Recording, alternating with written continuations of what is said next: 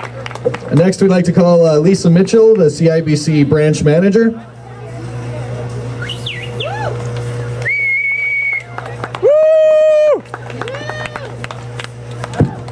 Good morning, everyone. Thank you so much for asking me to speak today. I'm very honored to be asked to speak as the breast cancer survivor for the 2015 Run for the Cure Walk. I personally have been an employee of CIBC for over 20 years, and I always participated in the Canadian Breast Cancer Foundation CIBC Run for the Cure. Perhaps like many of you here today, I actually had not been personally touched by breast cancer, but I did believe in the worthy cause, and I wanted to do my part.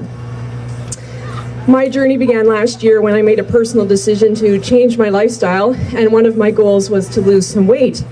I accomplished my goal of losing almost 55 pounds, but in that process I noticed a lump in my left breast last June. I went to my doctor about it. She checked me out, but with no obvious other symptoms, no family history of breast cancer, and its relatively small size, she wasn't unduly concerned, and quite frankly, neither was I. So I went on with my life until November, but knowing the lump was there was starting to bother me, so I went back to my doctor, who then sent me for a mammogram. I showed up for my appointment and was in turn asked to do an ultrasound, and then had a doctor coming in asking me if they could do a biopsy right then and there.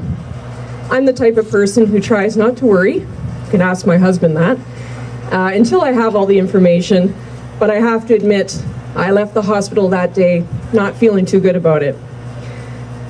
My suspicions were confirmed approximately 2 weeks later when I got the dreaded telephone call, and thus began a journey I never expected to have to personally take. I do consider myself to be extremely fortunate in that I had a lumpectomy and the cancer had not spread to my lymph nodes. And I was exceptionally lucky in that I did not have to do chemotherapy, but I did do 30 rounds of radiation.